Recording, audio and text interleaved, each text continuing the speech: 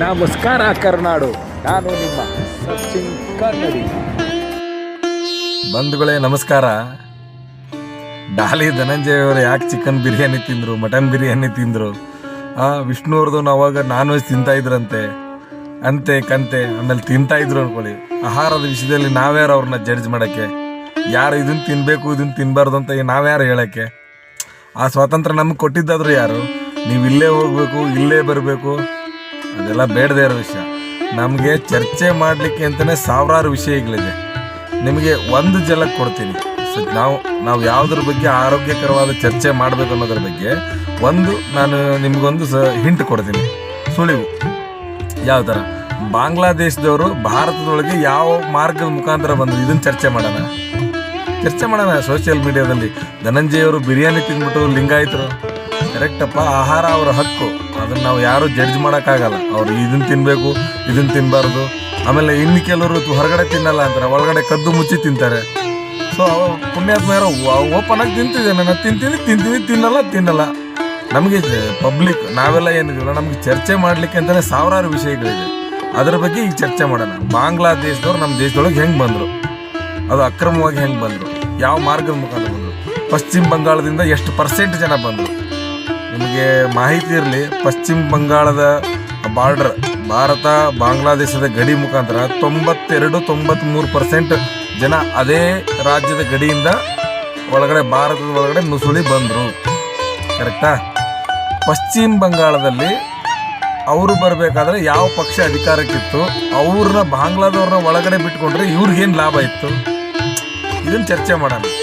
500 ರೂಪಾಯಿ ಇಸ್ಕೊಂಡು ಓಟ್ ಹಾಕಿದ್ರೆ ನಮಗೆ ಒಂದು ದಿನಕ್ಕೆ ಎಷ್ಟು ಬಿತ್ತು, ಅದನ್ನು ಲೆಕ್ಕ ಹಾಕೋಣ. ಇದ್ರ ಬಗ್ಗೆ ಚರ್ಚೆ ಮಾಡೋಣ. ಅದನ್ನು ಬಿಟ್ಬಿಟ್ಟು ಅವ್ರು ಇದನ್ನು ತಿಂದರು ಇವ್ರು ಇದನ್ನು ತಿಂದರು, ಬೇಡದೇ ಇರೋ ವಿಷಯ ಅನಿಸುತ್ತೆ ನನಗೆ.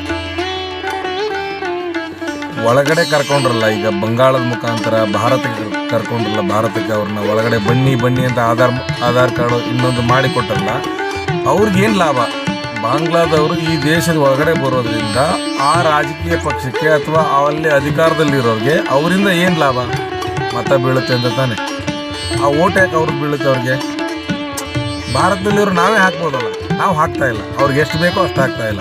ಅವ್ರು ಗೆಲ್ಲುವಷ್ಟು ನಾವು ಹಾಕ್ತಾ ಇಲ್ಲ. ಯಾಕಂದ್ರೆ ಅವ್ರು ಸರಿ ಇಲ್ಲ ಅಥವಾ ಸರಿ ಇದ್ದಾರೆ ಅನ್ನೋದನ್ನ ನಾವು ಜಡ್ಜ್ ಮಾಡಿದ್ದೀವಿ, ಅವ್ರು ನಮಗೆ ಗೊತ್ತಾಗಿದೆ. ಹೀಗಾಗಿ ಅವ್ರ ಬಗ್ಗೆ ಏನೂ ಗೊತ್ತಿಲ್ಲದೆ ಇರೋರನ್ನ ಕರ್ಕೊಂಬಂದು ಓಟ್ ಹಾಕಿಸ್ಕೊಳ್ಳೋದು. ಅವ್ರು ಓಟ್ ಹಾಕಿಸ್ಕೊಳ್ಳೋಕೆ ಅವ್ರಿಗೇನು ವ್ಯವಸ್ಥೆ, ಒಂದು ಮತದಾರರ ಚೀಟಿ ಅಂತ ಹೇಳ್ತೀವಿ, ಆಧಾರ್ ಕಾರ್ಡು, ರೇಷನ್ ಕಾರ್ಡು, ಅವ್ರಿಗೆ ಏನೇನು ಬೇಕೋ ಸೌಲಭ್ಯನ ಆ್ಯಕ್ಚುಲಿ ಅವ್ರು ಅಂದ್ಕೊಂಡಿದ್ದಾರೆ ನಮಗೋಸ್ಕರ ಮಾಡ್ತಾರೆ ಅಂತ. ಅವ್ರಿಗೋಸ್ಕರ ಮಾಡ್ತಾ ಇಲ್ಲ. ಇಲ್ಲಿರೋರು ತಾವು ಅಧಿಕಾರಕ್ಕೆ ಬರೋಕ್ಕೋಸ್ಕರ ಇದನ್ನೆಲ್ಲ ಮಾಡ್ತಾ ಇದ್ದಾರೆ.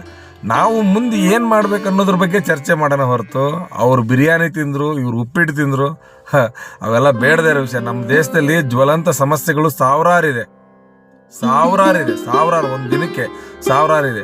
ಅದರ ಬಗ್ಗೆ ಚರ್ಚೆ ಮಾಡೋಣ. ಈ ಭಾರತಕ್ಕೆ ನಮ್ಮ ಕೈಲಿ ಏನಾಗುತ್ತೆ ಕೊಡುಗೆ ಕೊಡೋಣ, ನಮ್ಮ ಕೈಲಿ ಆಗಿದ್ದು ಸೇವೆ ಮಾಡೋಣ. ಬಿಟ್ಟರೆ ಈ ಥರ ಬೇಡದೇ ಇರೋ ಚರ್ಚೆಗಳನ್ನ ಎಲ್ಲ ಸೋಷಿಯಲ್ ಮೀಡಿಯಾ ಉಪಯೋಗಿಸ್ಕೊಂಡು ಅಲ್ಲಿ ಹಾಕಿದ್ರು ಇಲ್ಲಿ ಹಾಕಿದ್ರು, ಅವೆಲ್ಲ ಬೇಡದೇ ಇರೋ ವಿಷಯ. ದಯವಿಟ್ಟು ನಾನು ನಿಮ್ಗೇನು ಹೇಳ್ತೀನಿ, ಆರೋಗ್ಯಕರವಾದ ಚರ್ಚೆ.